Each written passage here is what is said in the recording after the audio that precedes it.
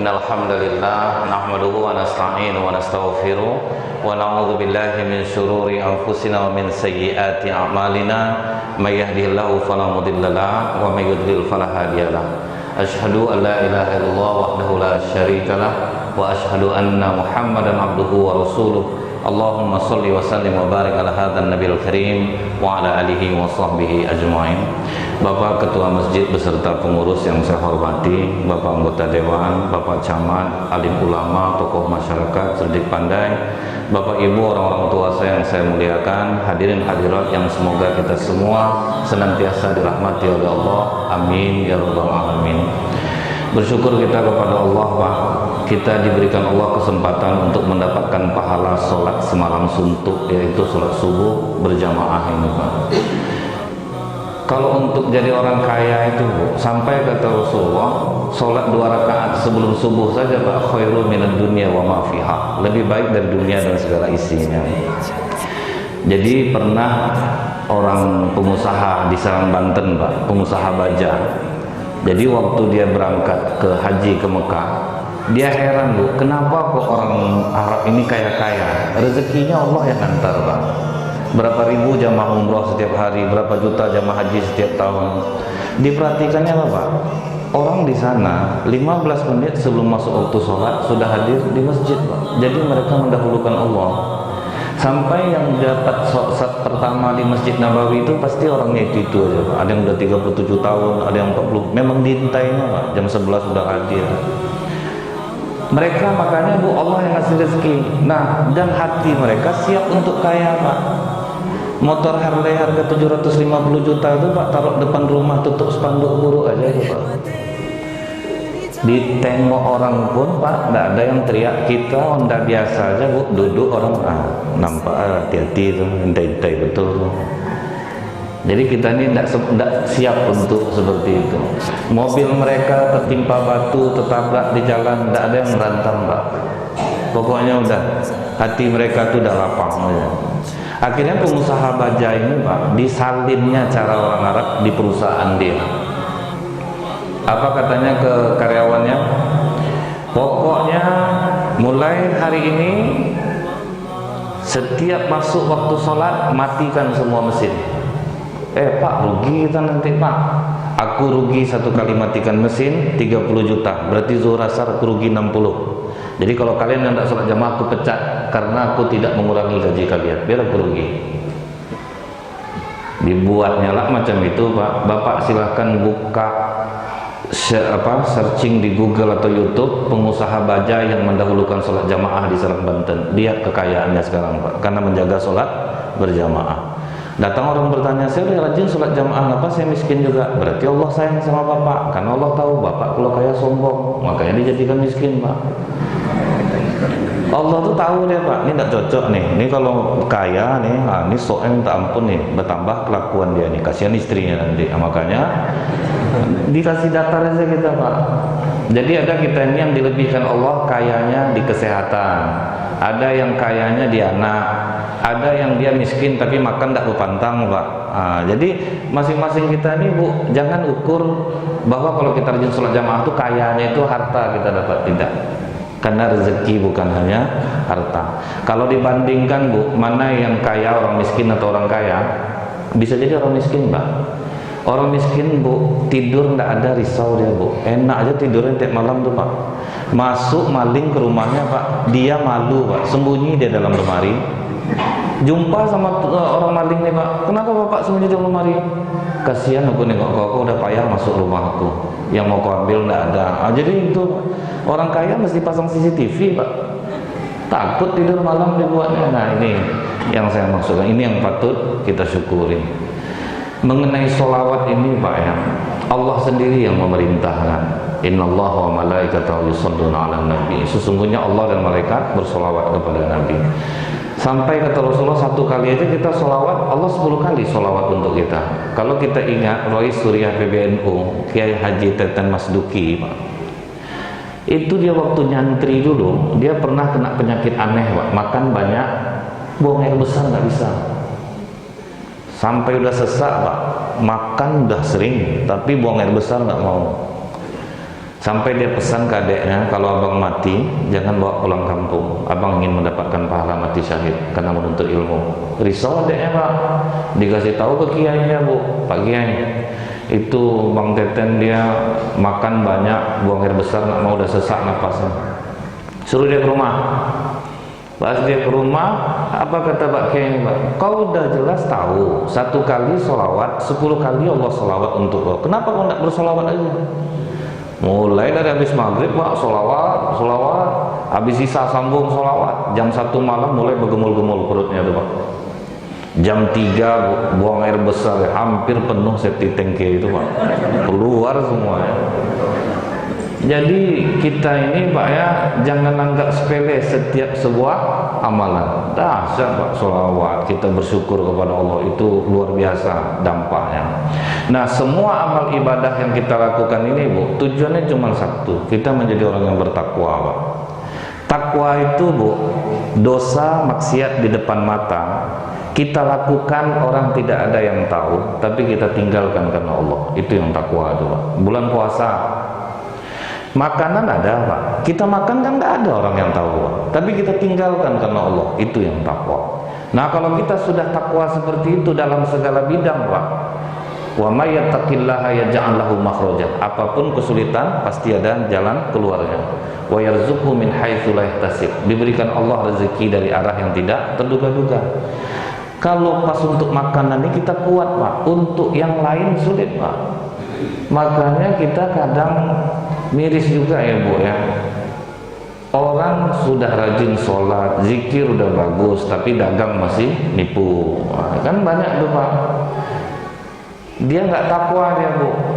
Jadi dulu ada nama pedagang Yunus bin Ubaid pak, sampai orang sering minta doa sama dia, karena memang terkenal kejujurannya pak. Barang sekian harga segitu dijual. Jadi waktu ada ibu-ibu belanja bu, azan asar ditinggalkannya sama keponakannya pak. Dia pergi sholat asar, selesai sholat asar dia pulang, berpas-pasan dia sama ibu yang belanja di kedai dia nih. Ditanya, jadi belanja bu? Jadi yang mana nih bu beli? Yang ini berapa tadi nih? 600. Maaf bu, ini hanya 300. Ambil balik duit ibu balik. Ah, kemana cari pedagang macam ini pak? Ini berhasil karyawannya nipu. Ah ya gitu, oh, bagus kayak gini nih. Nah, itu makanya itu pak ya, untuk jadi orang bertakwa ini bukan mudah.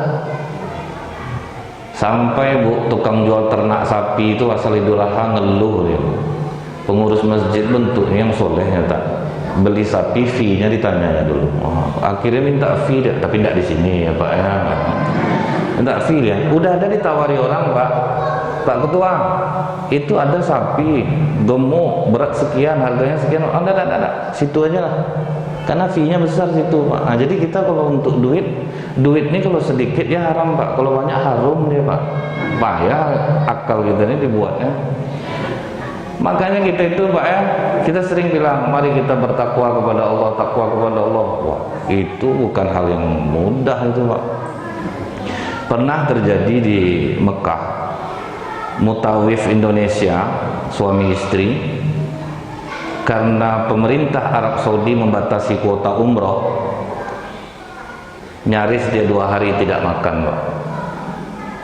Karena kontrak rumah di Arab itu bu, 1 bulan 15 juta pak. Kalau kita 1 tahun 15 juta itu udah full keramik gitu pak. Apa yang dipesankannya ke istrinya bu? Jangan pernah kau mengeluhkan kepada manusia. Itu ciri orang bertakwa itu bu. Apa kata Ummul Mukminin Aisyah pak? Sendal kalian pun putus, ceritakan kepada Allah. Nah, sementara kita selama ini pak, ada masalah cerita ke manusia. Kalau tidak buat status di WA, ya Allah kuatkanlah hambamu ini. Tentu orang nanya pak, ngapa kak? Muak aku nengok dia nih, janji utang bayar. Akhirnya ngeluh pak. Cerita sakit ke manusia juga, baru balik dari Malaka baru ini pak. Apa kena nih sebelah kanan nih, enggak juga saya sehat. Bapak terus sebelah kanan, saya kiri ini, tengkuk nih sakitnya. Abang enggak dia pak. Sakit tuh, suka cerita ke manusia. Masalah rumah tangga, cerita ke manusia. Masalah rezeki, cerita ke manusia. Orang bertakwa itu apa bu? Hanya mengandalkan Allah dalam segala hal. Dia ngadu ke Allah, nanti Allah yang nunjukkan jalannya. Nah itu yang berat tuh pak. Kita kadang deh Pak, kalau enggak karena bapak lah Pak, entah apalah jadinya hidup saya. Jadi manusia Tuhannya jadinya Pak. Apa pesannya ke istrinya? Jangan ceritakan kepada siapapun. Abang coba dulu berangkat ke Masjidil Haram, tawaf di Ka'bah. Kalau bisa nanti sholat 2 rakaat di Hijri Ismail, berdoa di Multazam. Karena di situ makbul doanya dek, katanya ke istrinya Pak. Jadi tidak mau dia Pak ngadu ke manusia. Berangkat dia ke Masjidil Haram, habis tawaf dia 7 kali, sholat sunat, tapi nggak dapat di Hijri Ismail karena ketat penjagaan, orang terlalu ramai. Akhirnya sholat dia di sembarang tempat saja di sekitar Ka'bah. Kemudian dia berdoa kepada Allah. Nah, dalam bab doa itu dalam hadis qudsi dikatakan Allah itu paling suka dengan doa seorang hamba yang dia seperti bercerita-cerita dengannya. Itu Allah paling suka Pak. Jadi kalau kita doa ke Allah itu, selama ini kan kita cerita ke orang sampai berjam-jam Pak. Allah inginnya sampaikan ke aku, ceritakan ke aku. Ya Allah, berperangai pula balik suami aku ya Allah. Kata janji kemarin tak buat balik ya Allah. Ketahuan pula balik ya Allah, handphonenya dikunci-kuncinya ya Allah. Ada nomor di HP itu Allah dibuatnya namanya Kapolres. Rupanya pas aku angkat cewek rupanya ya Allah. Jangan ke orang Bu, jangan ceritakan ke orang. Orang ini di depan kita simpati Bu, di belakang kita dapat bahan baru dia tuh Pak. Jadi Allah pengen kita cerita ke Allah. Kalau ada masalah ceritakan ke Allah. Jadi saya ingat Pak masalah doa ini pas saya ceramah di Polda. Rupanya ada tahanan yang dengar Pak. Pas dia rupanya udah 3 hari tidak gosok gigi Bu, Pepsodentnya tidak ada Pak. Betul ya, sendal putus saja ceritakan kalau aku ceritakan lah, aku udah 3 hari tidak gosok gigi nih. Istri nak mau jenguk Pak, anak marah. Jadi dia cerita nih Bu, ketika berjumpa setelah bebas, berdoa lah dia ke Allah, ya Allah, udah asam betul mulut aku nih rasa ya Allah, udah 3 hari tidak gosok gigi ya. Berikan aku Pepsodent ya Allah, aku tidak mau minta sama orang, istri tidak mau jenguk. Kan konyol mintanya Pak, Pepsodent ini mintanya Pak, ini tolong nanti ditet ya Pak ya, nanti dibilang orang endorse pulaan. Jadi Pak, pas jam 9 malam masuk tahanan baru Pak, teriak-teriak, saya tidak salah Pak, saya tidak salah Pak. Kata polisi ini, semua orang masuk sini tidak ada yang ngaku salah Pak, masuk aja Pak dulu, kalau tidak salah nanti kami lepaskan. Satu sel sama yang minta Pepsodent ke Allah nih Pak, dialah yang hibur. Udahlah Bang, tidak usah teriak-teriak lagi Bang, terima aja lah kenyataan nih, istirahat aja lah Bang. Tidur malam tuh. Jam 5 subuh bangun, rupanya tahanan yang baru masuk ini udah nggak ada Pak. Ditanyanya ke polisi, Pak, yang satu sel sama saya tadi mana? Salah tangkap kami rupanya, udah lepas. Oh iya, kata polisi ini, itu ada kantong hitam yang dibawanya kemarin, katanya nanti ambil buat kamu aja. Pas dibuka Pepsodent 3 biji. Coba kan nggak dikejar Pak, nanti kasih apa nih? Coba nggak dikasih pundak temen-temen di jalan gitu. Jadi kadang saya Pak dikasih alhamdulillah ambil Pak, nggak ada cerita basa-basi. Nanti temen-temen nanti Pak. Dan temen-temen di jalan saya kadang-kadang Pak nengok Ustaz Mansur itu agak apa juga Pak. Tahu udah balik dari sana juga kan. Dulu saya pernah Pak, ketika kita menjadikan ceramah ini seperti apa namanya Pak, untuk mendapatkan penghasilan. Begitu saya habis ceramah, yang saya tunggu apa Pak? Amplop. Rupanya lupa urus rositnya Pak. Semakin panjangnya sih jadi rosit itu Pak. Enggak ada ini kata. Itu kalau udah ikhlas itu penting Pak. Saya keluar, saya call udah saya berangkat mati Pak. Mati udah tuh saya call berharap dia lagi di dalam Pak. Tunggu Ustaz, kan ada yang jadi itu biasanya ada Pak. Lupa enggak juga. Udah lah daripada modal bagi saya Pak. Ulangnya akhirnya Pak, saya doa bahwa ya Allah, kotor betul hati saya, ampuni saya ya Allah. Ikhlaskan hati saya. Akhirnya ikhlas Pak.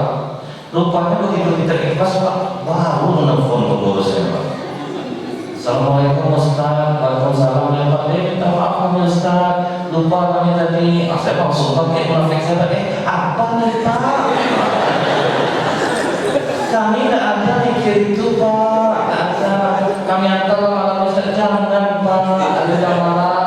Tapi kalau Bapak maksa saya tunggu. Jadi udah, ya seperti itu. Memang sulit loh Pak, sulit. Jadi keluar bahasa-bahasa Indonesia yang mungkin apa Pak? Ini sebetulnya infak seorang dermawan di Mesir Pak. Dia bilang sama saya, uang 100 dinar ini letakkan di sembarang tempat. Siapa yang menemukan dan jujur mengembalikan, tambahkan 100 dinar lagi itu. Karena saya ingin sedekah saya jatuh kepada orang yang bertakwa. Itulah rezeki orang bertakwa. Tahan-tahan dia nanti kita nih Pak. Karena kita ini kan susah untuk sabar itu Pak. Sabar itu yang sulit Pak. Misalnya penyapuan jalan jumlahnya 8 orang, nanti mandornya jadi kenyang 4 orang. 4 orang itu lagi ini Pak. Setor untuk ini, ke ini. Dianggapnya halal Pak. Orang dijualnya Pak. Buruh fiktif sekian orang. Kemudian apa lagi? Pokoknya macam-macam aja dibuat nama Pak. Nama dilaporkan orangnya tidak ada. Itu udah seperti halal gitu. Dan tidak sabar. Itu yang membuat kita ini akhirnya banyak kena serangan jantung. Apa kata Rasulullah? Salah satu tanda akhir zaman banyak kematian mendadak. Penyebabnya apa? Kecintaan dunia sudah terlalu tinggi. Untuk dapat jabatan itu sudah terlalu tinggi keinginannya. Akhirnya dilakukan apa saja. Jadi begitu dimutasi Pak tak sanggup. Ya. Makanya dia pilih biarlah dia turun asalkan sambung masa pensiunnya itu ada juga tuh Pak. Kebetulan dia dekat sama pejabat ini. Dia orang tinggi dulu jabatannya Pak. Biarlah jangan saya pensiunkan. Sambung aja lah, biar aja bawahan-bawahan sampai begitu betul untuk dunia. Orang kalau terlalu cinta kepada dunia Pak, dia bisa serangan jantung kita ini besar ya teman Pak. Dimasukkan ke rumah, masuk jabatan, masuk sendal, masuk sepatu, itu sesak dia jadinya Pak. Orang makanya saking takutnya dia ke masjid. Sendal kiri sama kiri di bawahnya Pak. Sampai stres mati di bawahnya Pak. Kiri itu sendal orang. Ada lagi satu di depan taruhnya, satu lagi di belakang. Pulang jalannya lupa Pak di mana taruh sendalnya. Jadi terlalu cinta kepada dunia. Ngeri Pak kalau udah dia kita nih Pak kaya boleh letakkan di tangan, jangan pernah letakkan di jantung. Letakkannya di tangan aman Pak, tidak ada masalahnya Pak. Tapi kalau dari jantungnya tidak ada, terpaksa ulu-ulu kita jadinya Pak, terpaksa jadi penjilat, memuji-muji, akhirnya jadi seperti itu kita jadinya. Nah makanya ya kami para ustaz ini, saya selalu tekankan kepada kawan-kawan kita harus independen, buat usaha sendiri, jangan dibawa orang. Kalau dibawa orang kita pasti menjilat, nggak ada Pak. Ustaz kalau kena duit ini belum juga sebetulnya Pak. Tapi kalau kita tidak ada sangkut paut dengan apapun, tidak ada yang harus kita puji-puji, tidak ada harus kita tinggi-tinggikan. Karena aman nanti kita jadinya Pak. Nah, jadi itu dia penyebab banyak serangan jantung. Yang kedua, tidur miring kiri. Rasulullah tidur miring ke kanan Pak. Terbukti secara ilmiah kalau kita tidur miring ke kiri, jantung kita terhimpit bertahun-tahun sehingga dia sulit untuk berdetak bebas. Jadi kata dokter, kalau tidak bisa meninggalkan tidur miring kiri, siap-siapkan 1 gelas air putih, 2 butir aspirin, jarum 1. Jadi kalau terjadi serangan jantung, cepat minum aspirin 2 butir, minum pakai putih, jarum itu tusuk ke seluruh ujung jari keluarkan darahnya. Repot Pak. Tinggal Bapak tinggalkan aja tidur miring kiri, tidur miring kanan Bu. Jantung sehat dibuatnya Pak. Ibu tinggal kasih pengertian sama Bapak, Bang, mulai malam ini aku mungkin tidur miring kanan supaya jantung aku sehat. Suaminya bilang jantung kau sehat, aku yang sakit jantungnya. Itu boleh kan jadinya Pak. Tapi kalau sama-sama hadir, syukurnya kan aman jadinya Pak ya. Tahu manfaat tidur miring ke kanan itu sudah satu. Kalau enggak Pak ya luar biasa Bapak. Yang terjadi sekarang ini kecintaan dunia terlalu tinggi itu bahaya. Nah dapat rezeki halalan thayyibah dapat 200 dinar. Ternyata kejadian masa lalu terulang sekarang. Office boy di kereta api menemukan uang 500 juta kemarin dapat. Dikembalikan malah dia dapat 1 miliar Pak. Banyak orang masih dijadikan kejujuran dia itu, tahan-tahan aja Pak, sabar aja kita. Valentino Rossi aja udah kaya kok Honda gak keluar, terus ada isi Pak. Ini kita jadi pegawai nggak ada SK, terima gaji kecil lagi Pak. Ada di mana jalan yang lain lagi Pak? Nah, kita kan buat dulu gitu jadinya Pak. Ada mau yang honor nggak? Ini bayar 6 juta mau nggak? Sekian bulan akhirnya jahat gitu. Nah itu penyebabnya. Rezeki ini bukan kalau untuk keuntungan kita pasti cukup. Tapi kalau untuk keinginan kita tidak cukup Pak. Kalau untuk kebutuhan pasti cukup. Kalau udah keinginan tidak bisa. Nah jadi untuk bisa jadi orang bertakwa ini Pak, itulah ayat yang dibacakan Imam kita tadi. Alladzina yunfiquna fis sarra. Tapi yang pertama itu wasari'u ila maghfiratin. Kejar ampunan Allah. Allah menunggu sekarang Pak. Jujur aja kita ke Allah, dosa apa yang sudah kita lakukan. Itu dahsyat dampaknya Pak. Istighfar itu yang dahsyat dampak. Bisa mengeluarkan kita dari kesulitan dengan syarat kita jujur Pak ke Allah, dosa apa yang sudah kita lakukan. Itu cukup kita dengan Allah aja yang tahu Pak. Dosa kita. Imam Ahmad bin Hanbal tinggal di Irak, tapi dia sangat ingin pergi ke Syam, padahal dia tidak punya kebutuhan apa-apa di Syam. Akhirnya berangkat aja dia Pak, pergi dia ke Syam. Sampai di Syam waktu asar tuh. Habis dia sholat asar, baca Quran sampai menjelang maghrib. Nah jadi itulah Pak ya, amalan para ulama ini bisa baca Quran tanpa waktu berjam-jam. Jadi kalau kita lihat di Madinah itu orang baca Quran itu tidak ada yang muak, makin selang mata. Kalau kita 5 yang akan dibaca 11 kali muaknya, banyak jumlah muak daripada jumlah ayat yang lima. Jadi habis dia baca Quran maghrib, habis sholat maghrib baca Quran lagi, habis sholat isya tidur di masjid itu. Datang Pak marbot masjid yang nunggu masjid. Dia tidak tahu ini ulama besar karena waktu itu belum ada gambar Pak. Diusirnya Pak Imam Ahmad bin Hanbal dari masjid itu. Bapak ada tidur sini Pak, keluar Pak. Apa kata Imam Ahmad bin Hanbal? Saya musafir. Nah, nggak bisa Pak, keluar dari sini. Keluar Imam Ahmad bin Hanbal, itu yang ulama. Kalau sempat kita Pak keluar Pak, berhenti nanti. Tak tahu saya baru. Aku tanya sama ketua waktu, saya kok bangkit sombong kita Pak. Orang kalau udah sombong lupa dia namanya. Belum tahu kok siapa dia. Tolong kasih tahu dia siapa saya. Aku lupa deh Pak. Dia itu lupa deh. Ini yang harus kita amalkan Bu. Jangan sombong, orang tak kenal kita mau gimana Pak. Mau dimaki orang, direndahkan orang, dihina orang tak kenal. Mau gimana? Keluar Imam Ahmad bin Hanbal Pak, itulah kerendahan hati ulama. Disuruh keluar Pak, tidur di teras. Kenapa mau musik lagi Pak? Pokoknya Pak di sekitar masjid tak boleh tidur. Keluar Pak. Keluar ya Pak. Dibersihkannya, kumpulnya, jalan dia nampak sama tukang roti. Tukang roti ini tinggal di sekitar masjid. Dipanggilnya Imam Ahmad bin Hanbal, Pak, sini Pak. Bapak tak boleh tinggal masjid. Tidak. Kebetulan Pak, Bapak tidur di tempat saya aja. Ada tempat lebih baik Pak. Jadi kalau kita terima takdir dulu, akan bertukar takdir itu dengan takdir baik, dengan syarat kita tidak mengeluh. Dapat tempat tidur yang baik Pak. Bapak makan dulu Pak. Saya masak enak hari ini. Makan, Imam Ahmad bin Hanbal Pak. Saya tidak bisa hari ini Bapak ngobrol Pak. Saya bikin roti. Oh ya udah buat aja. Cuma nanti Pak Imam Ahmad bin Hanbal mulut dia mengucapkan stop. Sepanjang dia mengaduk roti ya Pak. Astagfirullah. Akhirnya yang mau makan udah berapa lama kau baca istighfar? Setiap hari Pak. Tidak tentu bilangannya. Pokoknya habis zikir sesudah sholat, akhirnya yang dijalani istighfar aja Pak. Memangnya apa yang kau dapatkan dari istighfar? Luar biasa Pak. Apa aja yang diinginkan, kadang baru tergambar baru Allah mengabulkannya. Saya mudah keluar dari kesulitan Pak berkat istighfar ini. Ada tak permohonan kau kepada Allah yang belum dikabulkan Allah? Ada satu lagi Pak. Aku ingin betul berjumpa dengan Imam Ahmad bin Hanbal Pak. Aku ingin tidur di tempat ini dan makan bersamamu. Menggeleng waktu Muhammad bin Ambal. Gara-gara istighfar kok aku sampai di sini. Aku Muhammad bin Ambal itu.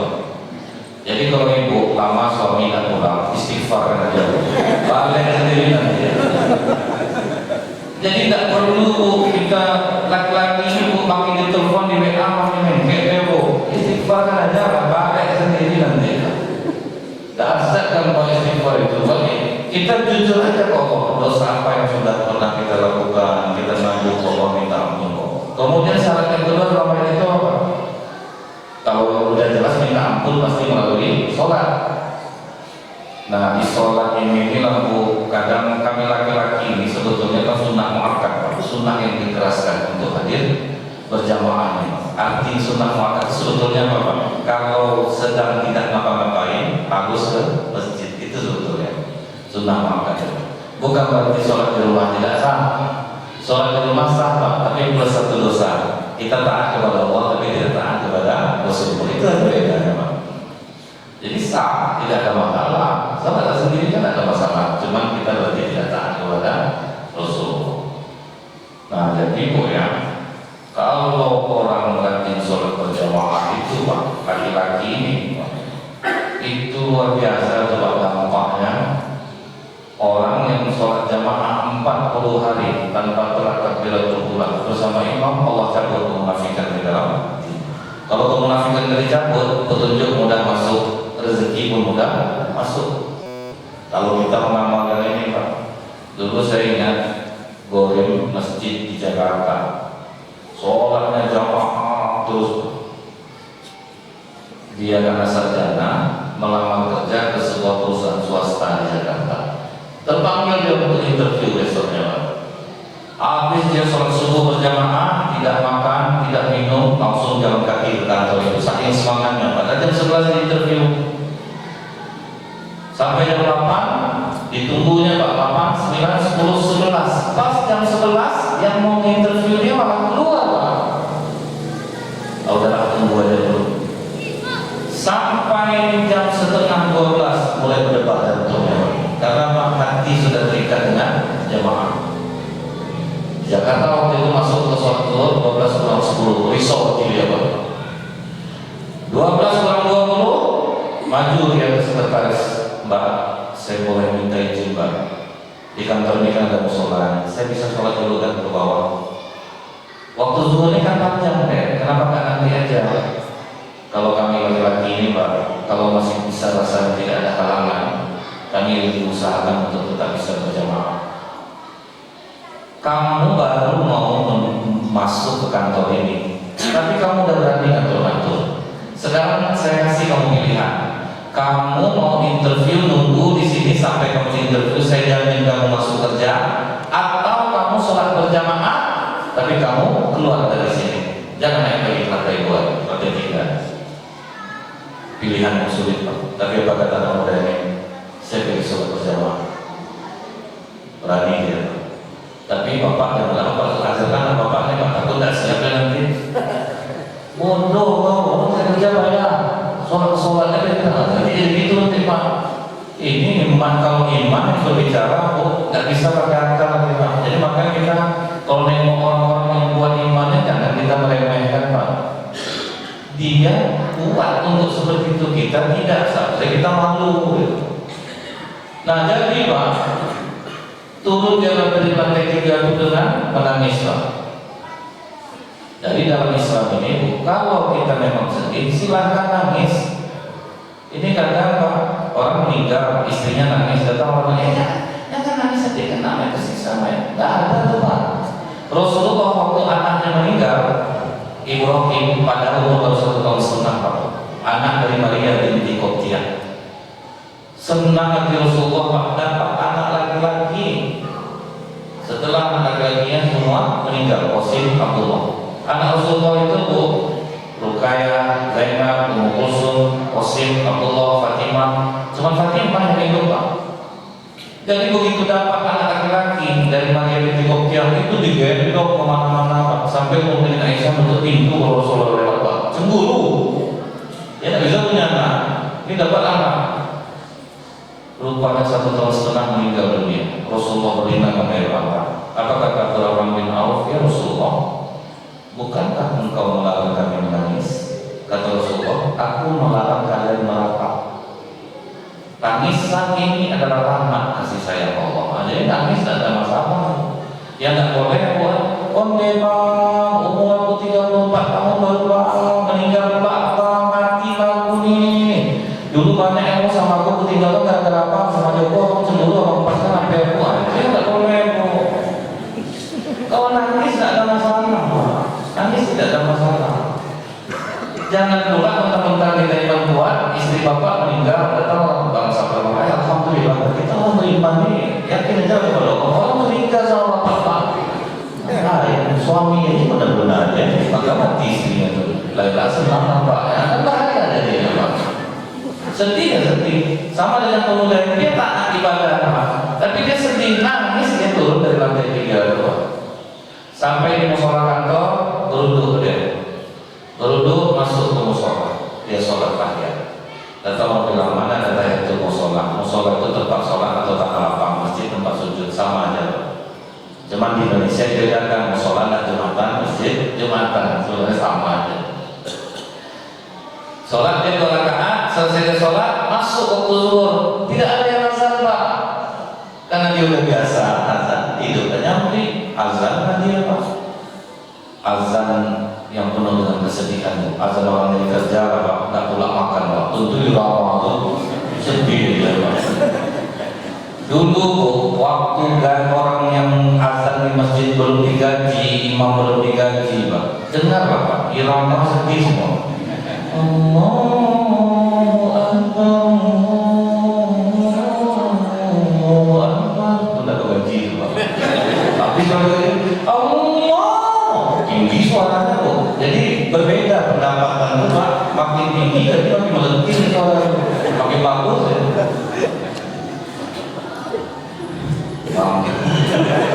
Imam tidak ada masalah. Iya pak, jadi memang kalau suara azan orang bagus pak, ingin hati orang datang ke masjid pak. Jadi di zaman Rasulullah yang boleh azan itu cuma 2 orang tuh. Bilang di berapa? Ibnu Umi Maktum bersuara bagus. Jadi saya mohon pak, bapak yang suaranya jelek jangan azan pak. Berdosa kalau dengar di rumah. Tapi kadang kita ini keras hati, gara-gara dia puji istri. Nah makanya bu, ibu memuji hati-hati juga bu, karena dia udah senang suaminya mau ke masjid pak. Pas suaminya pulang maghrib, abang kelihatan bagus orang dia mau meriping, nanti ada suara abang tuh candu bapak tuh azannya ya bapak sampai di bokingnya mik azan juga, sengaja dia sholat mik sholat di sini kan nggak bisa orang pak, nggak tuh oleh pak desa itu pak, aslinya. Jadi yang bersuara bagus pak azan imam itu berpengaruh pak kepada jemaah, pengaruh dia. Nah jadi habis dia azan banyak orang mau sholat pak. Sholat siapa yang azan tuh? Kalau ramai-ramai banyak orang jemaah ikut jemaah. Setelah semua selesai sholat sunnah, iqamah lah ini. Majulah bapak-bapak pakai jas rapi jadi imam pak. Setelah selesai sholat, anaknya tetap duduk di situ. Didekati dia oleh imam masjidnya pak. Kamu yang azan tadi? Iya pak. Bagus suara kamu ya. Alhamdulillah. Tapi saya baru lihat kamu di sini, kerja di sini kamu. Baru mau interview pak, tapi nggak jadi. Oh nggak jadi gimana? Diceritakan lah pak. Dia tadi dikasih pilihan. Waduh, takut saya lihat iman kamu. Kamu masih muda, tapi iman kamu kuat. Kamu dari kemarin apa? Interview pak. Ya udah, kamu lolos. Besok kamu jam 8 jangan sampai telat datang. Pak, maksud bapak gimana pak? Ya udah, kamu kerja besok. Saya yang punya perusahaan ini. Bayangkan pak, itulah kemurahan orang yang rajin sholat berjamaah. Jangan khawatir masalah rezekinya, Allah yang tanggung rezekinya. Itu kalau dengan sholat. Kemudian pak, yang kedua, untuk menjadi orang yang bertakwa itu apa? Alladzina yunfiquna fis-sarra wa dharra. Mau sedekah baik di saat lapang ataupun di saat sempit. Orang sedekah dalam keadaan lapang pak itu biasa. Sedekah dalam keadaan sempit pak itu yang paling luar biasa. seringan-ringannya jangan jahat bil hasanati falahu asyru amsalihha.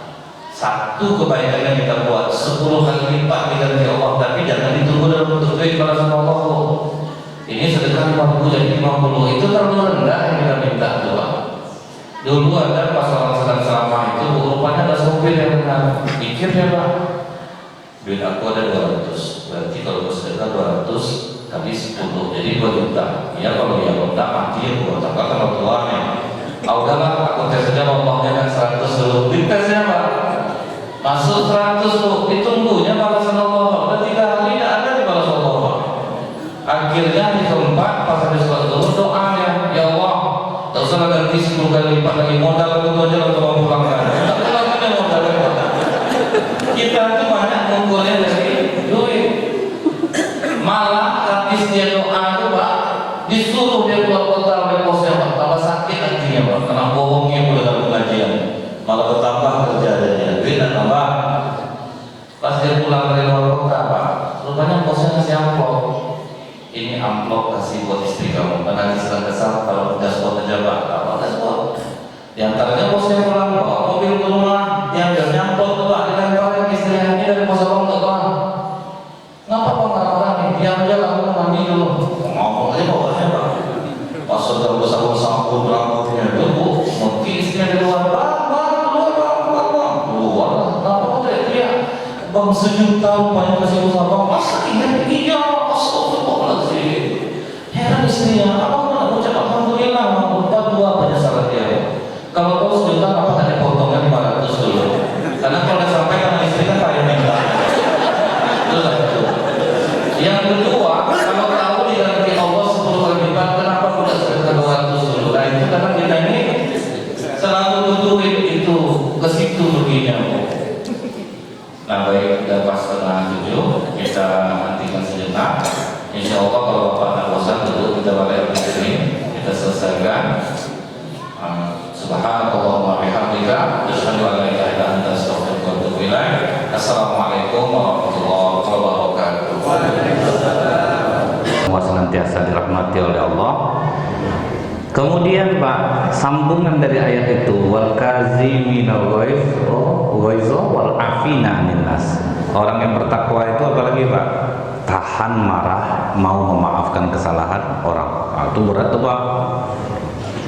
Ada seorang sahabat bertanya kepada Rasulullah, ya Rasulullah, tunjukkanlah kami amalan yang ringan yang bisa mengantarkan kami ke surga. Kata Rasulullah, la taghdab, jangan marah. Apalagi Rasulullah farad dan amiram fala la taghdab, tidak ada yang lain. Jangan marah. Maksudnya itu apa Pak? Kalau kita mau marah, marahlah seperti orang tua kepada anaknya, karena dia sayang. Yang tidak boleh karena apa Pak? Sentimen pribadi.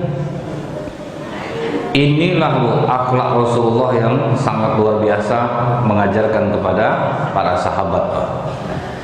Waktu Ummul Mukminin Aisyah dituduh berselingkuh dengan Safwan bin Mu'attal atas hasutan Abdullah bin Ubay bin Salul, itu semadinah Pak menggosip istri Rasulullah selingkuh, karena ada fitnah ini yang tidak bisa dijelaskan Pak, sulit.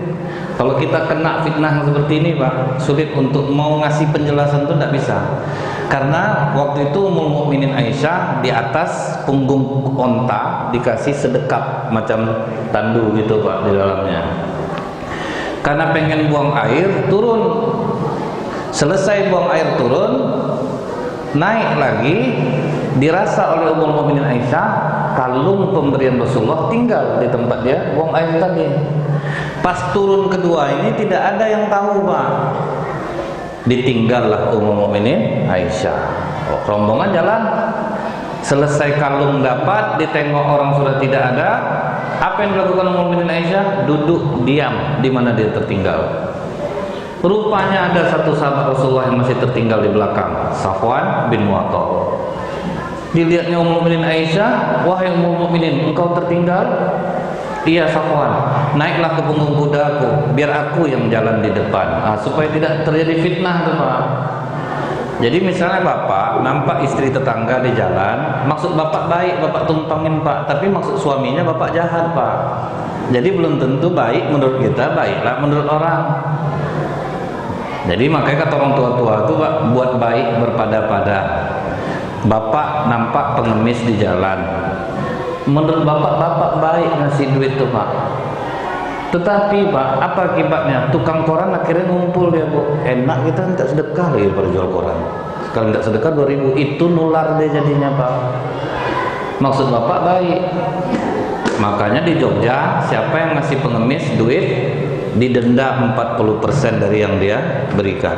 Itu Pak. Jadi menurut kita baik, belum tentu baik. Nah, Safwan bin Mu'attal, Ummul Mukminin Aisyah di atas kuda, dia jalan sampai di Madinah. Apa kata Abdullah bin Ubay bin Salul? Aku dah tahu Aisyah ini ada main sama Safwan. Pertama turun dia, janjian dia. Habis itu diam-diam dia turun balik. Gimana cara ngelak lagi Pak? Seperti itu orang memfitnah. Akhir satu Madinah menggosip lah Bu, Ummul Mukminin Aisyah selingkuh, Ummul Mukminin Aisyah selingkuh. Yang menyebarkan gosip itu termasuklah Mistah bin Usasa, saudara Ummul Mukminin Aisyah yang sering dibantu kehidupannya. Apa kata Ummul Mukminin Aisyah? Ya Rasulullah, izinkan aku tinggal di rumah orang tua aku untuk sementara waktu. Karena Rasulullah termakan isu itu Pak. Itu ngerinya Pak, hebatnya orang munafik kalau bikin fitnah, susah mau elak.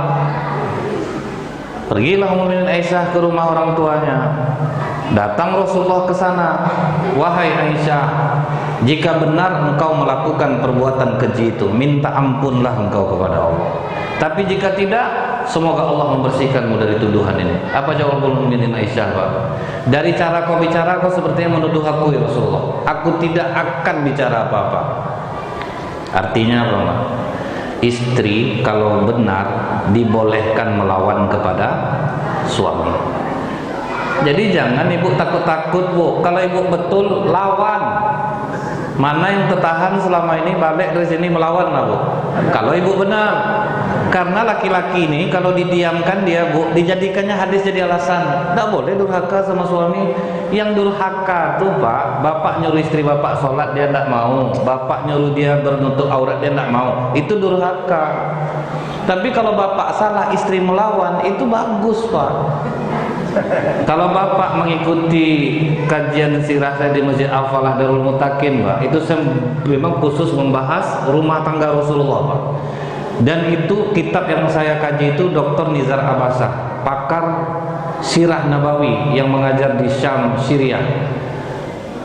Pak, istri Rasulullah itu banyak yang melawan tuh Pak. Tapi itu tidak kategorinya melawan. Kalau memang tidak cocok, boleh lawan, ungkapkan. Jadi Bu, saya nampak nih Bu tertahan selama ini, nampak agak ceria muka Ibu setelah mendengarkan kajian ini. Tapi melawanlah dengan cara yang ma'ruf, yang baik. Satu-satunya agama Pak yang istri tidak boleh melawan kepada suami, agama Hindu Pak. Dalam agama Hindu, suami harus diperlakukan seperti dewa sirah, tidak boleh dilawan walaupun dia salah. Itu agama Hindu Pak. Kita Islam Pak, beda kita. Dalam agama Hindu, suami meninggal, istri tidak boleh nikah lagi. Itu dalam agama Hindu Pak. Nah jadi ketika kita salah, istri melawan, buka hati kita Pak untuk mendengarkan keluhan dia. Jangan kita aja yang mau didengar. Nah jadi itu Bu ya. Jangan ibu segan-segan Bu. Kalau memang ibu benar, misalnya datang suami Bu, dikasih duit segini habis juga, kemana perginya? Duduk abang sini dulu, aku jelaskan duit abang kemana. Betul Bu. Kan ada suami ini Bu, sudah dia ngasih 2 bulan kemudian diungkitnya balik Bu, kemana pergi duit abang? Jangan ungkit-ungkit pemberian itu Pak. Jadi kalau diungkit-ungkit ini Bu, bil manni wal azza, habis dia, tak ada gunanya. Pandai-pandai aja lah Bapak nyimpan Pak. Kalau rasanya Pak, pandai-pandai lah nyimpan.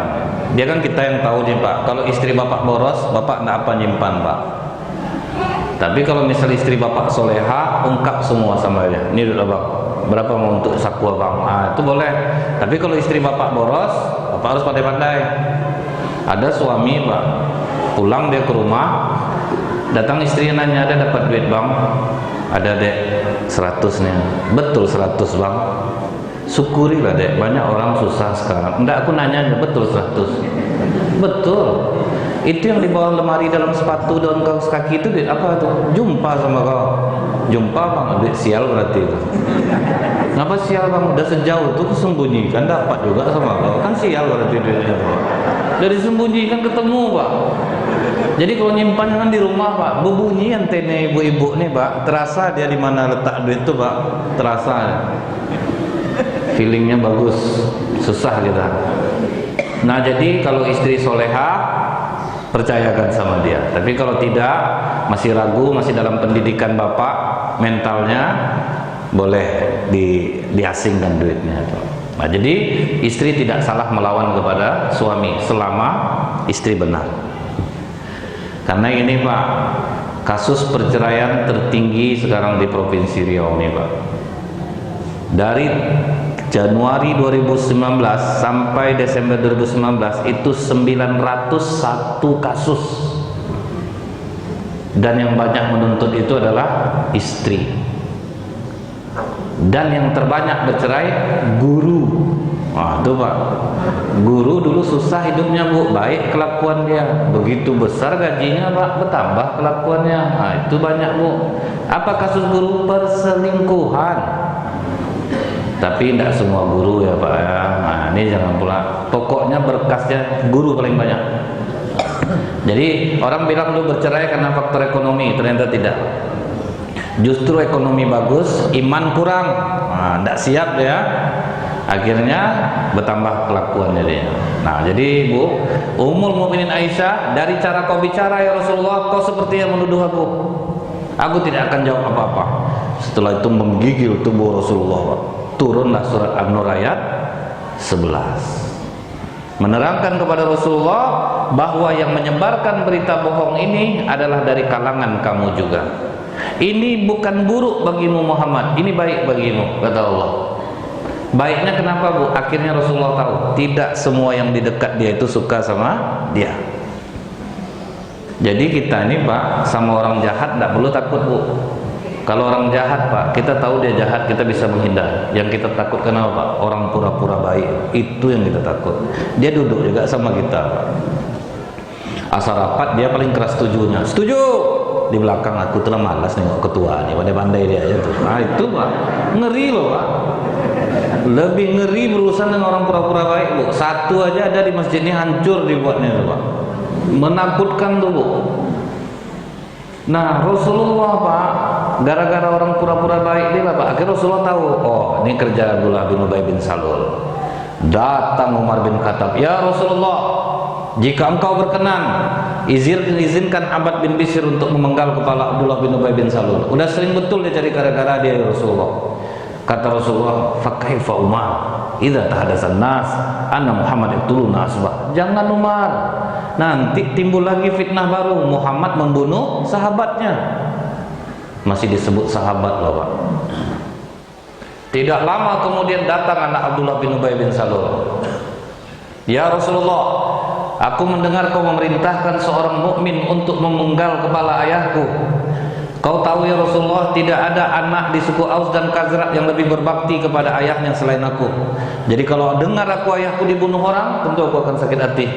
Dan aku bunuh pula orang yang membunuh ayahku, sehingga aku membunuh seorang mukmin demi membela seorang munafik seperti ayahku. Jika kau berkenan ya Rasulullah, izinkan aku anak kandungnya yang memenggal kepala ayahku sendiri. Jangan suruh orang. Oh tua, dia setia sama Rasulullah anaknya pak, bapaknya jahat. Jangan suruh orang ya Rasulullah. Kalau orang yang nyuruh nanti aku sakit hati. Izinkan aku yang menggal kepala ayahku. Kata Rasulullah, jangan. Biarkan ayahmu bersama kita. Biarkan aman. Itulah pemaaf Rasulullah itu pak. Sampai waktu Abdullah bin Ubay bin Salul sakaratul maut, yang jenguk itu Rasulullah pak. Ditarik jubahnya oleh Umar. Jangan jenguk Rasulullah, ini orang jahat ya Rasulullah. Kau doa pun dia 70 kali, seperti surah At-Taubah 80. Kau doakan dia 70 kali, Allah tidak akan mengampuni dosanya ya Rasulullah. Kata Rasulullah apa bu? Ayat itu kan membatasi 70 Umar. Biarlah aku doakan dia 71 kali. Nah itu pak. Makanya Rasulullah itu sehat badannya pak. Sehingga tahun 2008 bu, Universitas di Amerika, Virginia Commonwealth University, mereka akhirnya mulai mencari tahu pak, kenapa orang Islam dianjurkan memaafkan. News forgiveness research looks at effect on other. Apa dampaknya kalau kita memaafkan bagi kesehatan? Rupanya dahsyat. Orang yang pemarah, pendendam, itu di otaknya keluar hormon kortisol dan adrenalin. Itu pemicu sakit stroke, jantung, darah tinggi, Pak. Tapi kalau Bapak dihina orang, dimaki orang, santai, Pak. Hormon yang keluar di kepala kita ini serotonin dan endorfin. Dimaki orang, Pak Bapak dibilangnya gila, Pak, biar aja. Mana tahu dia betul. Kalau betul dia bisa saya berubah. Jadi tidak perlulah dilawan, Bu. Ini kita pantang dihina orang, Kak. Kakak dibilang orang, Kak, kulit kakak hitam, jangan pakai lipstik warna merah, macam dendeng belado, Kakak. Siapa ngomong? Ibu tuh. Dia tuh pakai jilbab, rambutnya sulah tuh, bukan tak tahu aku. Dibalas langsung, Pak. Jadi kita ndak usah, Pak. Dijawab makin orang nih, Pak, letih kita, Pak. Buang-buang energi. Karena orang yang suka Bapak, dia ndak perlu Bapak klarifikasi, dia tetap suka. Tapi orang yang benci, bagaimanapun baik Bapak, dia tetap benci, Pak. Ngapain Bapak jelaskan? Macam Ustaz Somad tuh, Pak, dimaki-maki orang di YouTube, dia Pak, santai aja, Pak. Nggak ada guna diklarifikasi. Percuma, Bu, mulut orang mau ditutup. Bagus tutup telinga kita yang dua nih, Pak. Nutup mulut orang banyak, Pak. Tutup telinga kita, Bu. Selesai. Jangan masuk-masuk hati, Bu. Saya kadang dibilang orang bodoh Ustaz Nazril nih. Itulah gimana supaya pandai ya. Akan hilang surnya jadinya, Pak. Tapi kalau dilawan bodoh apa saya, akan jadi susah jadinya. Nah, jadi itu, Bu, Rasulullah itu, Bu, yang mengajarkan memaafkan supaya keluar hormon serotonin dan endorfin di kepala kita ini. Nah, kalau kita tidak pemarah, tidak pendendam, kita tidur tidak membawa masalah, keluar 3 hormon: melatonin, setakolamin, adrenin, paropisin. Kita bangun tidur, keluar HGH, human growth hormone, hormon awet muda. Maka saya heran dari tadi, Pak, Bapak kok awet muda semua nih, Pak. Ibu juga, Bu. Karena saya yakin Bapak Ibu pemaaf, tidak pendendam, Pak. Itu dasarnya memaafkan tuh, Pak. Saya kira dari Bapak macam umur 30, 35, 27, 22, rupa ada tua-tua, Pak. Nah, itulah keajaiban orang yang memaafkan. Awet muda jadi, Bu. Ibu beli krim MS Glow 350, Bu. Krim siang, krim malam, sunscreen. Sudah itu apa lagi, Bu? Sabunnya mahal, Bu. Ibu cukup jangan pendendam. Pemaaf lah, Pak. Cuman ini sulit diterapkan, Bu. Karena orang Indonesia ini pendendam, Pak. Orang kalau pendendam, imunitas tubuhnya mati, mudah, Pak, kena virus. Jangan corona lagi, virus lain aja mudah masuk. Tapi kalau kita tidak pendendam, Pak, tidak bisa virus masuk, Pak. Aman kita, Bu. Kenapa tidak satu orang pun orang gila yang kena corona, Bu? Hati mereka lapang, Pak. Dia murah senyum. Itu, Pak, nyata loh, Pak. Orang gila tuh, Bu, padahal seharusnya dia yang paling banyak penyakitnya, Pak. Makan sembarangan, tidak mandi, Pak. Tidak ada sakit diabetes, darah tinggi, tidak ada, Pak. Karena mereka murah senyum, Bu. Jadi makanya, Pak, kalau Bapak ingin sehat, senyumlah.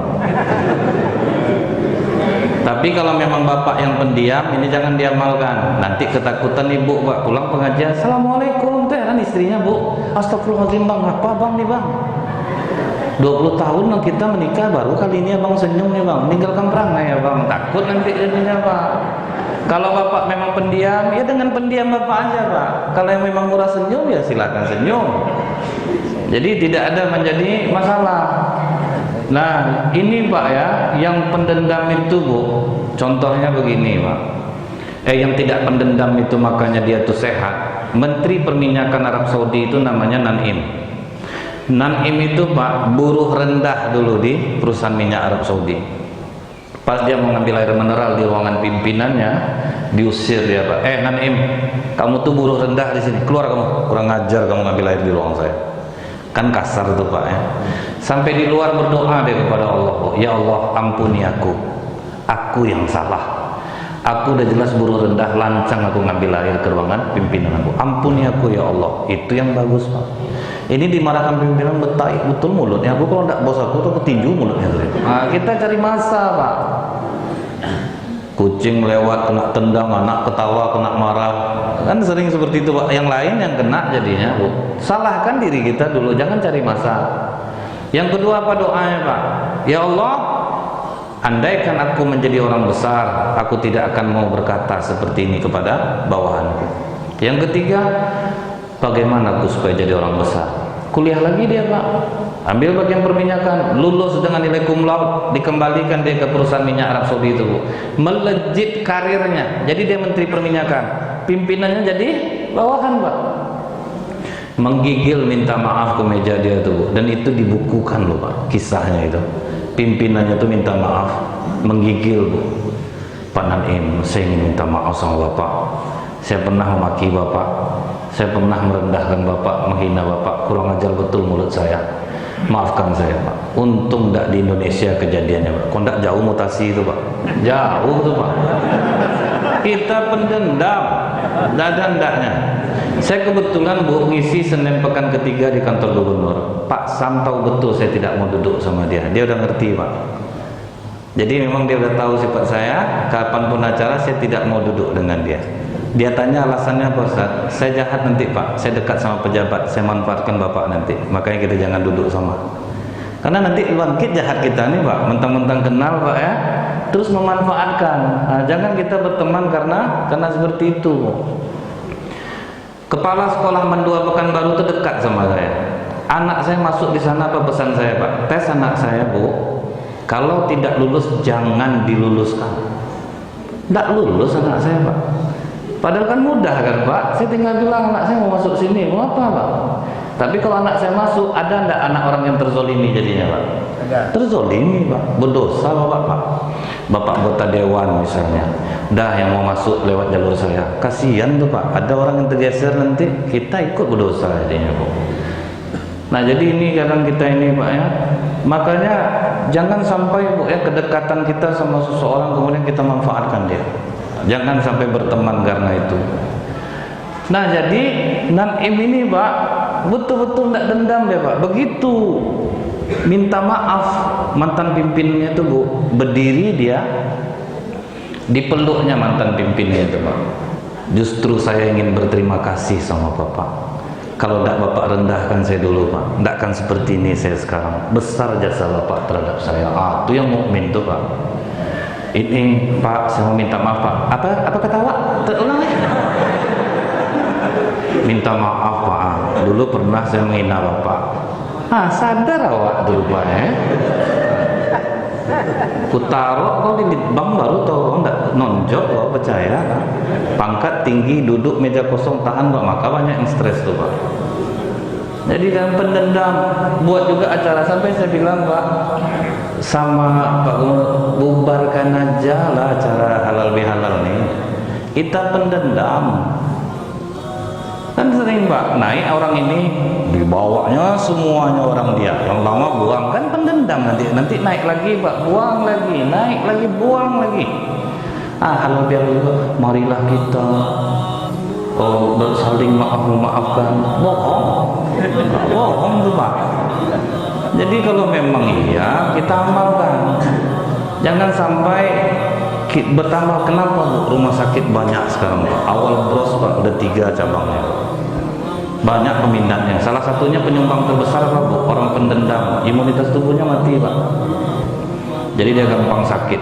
Sehingga Bu, sekarang di Amerika ada nama rumah sakit itu ruangan khusus, namanya smiling room, kamar tersenyum. Jadi orang yang udah parah sakitnya dimasukkan ke kamar itu 60 menit 1 hari Pak. Dan terbukti orang yang murah senyum itu akan lebih mudah untuk sehat. Karena kalau muka kita garam, 47 urat yang tertahan di muka ini Pak. Tapi kalau kita tersenyum Bu, itu akan sampai juga ke hati orang. Makanya kalau kita masuk ke bank Pak, teller itu pasti selamat pagi Bapak, ada yang bisa kami bantu, sampai tidak tidur kita dibuatnya Pak, gara-gara senyumnya itu. Itu dahsyatnya sebuah senyuman. Tapi kalau Bapak yang memang pendiam, ini jangan diamalkan Pak. Berbuatlah dengan pendiam Bapak. Jadi bukan haruslah Bapak berubah pula jadi seperti ini. Karena sahabat Rasulullah juga ada yang tegas, ada yang keras juga gitu. Karena kalau lembut orang semuanya Bu, payah kita melarang anak-anak di masjid Pak. Bisa kita lembut Pak, sayang main di luar ya nak ya. Orang sholat makin macam ulat kelakuannya tuh Pak, panjatnya nih ya. Datang kata gue, sekarang keluar. Tanggal-tanggal kan sarungnya lari. Nah, itu, jadi kita butuh juga orang tegas. Nah, inilah cara untuk jadi orang yang bertakwa. Ini saya mohon maaf Bapak Ibu, kami mengaji ini seperti orang melempar bola ke dinding. Sebetulnya lebih untuk menasihati diri sendiri. Kalau Bapak Ibu tidak mungkin akan saya gurui Pak. Di antara Bapak Ibu ini saya yakin orang-orang yang berilmu juga. Cuman kita sekarang ini karena kerendahan hati Bapak Ibu mau mendudukkan saya di depan ini karena Bapak Ibu rendah hati. Dan mudah-mudahan kerendahan hati Bapak Ibu ini dibalas Allah dengan pahala yang berlipat ganda. Lebih kurang saya mohon maaf. Subhanakallahumma bihamdika asyhadu an la ilaha illa anta astaghfiruka wa atubu ilaik. Assalamualaikum warahmatullahi wabarakatuh.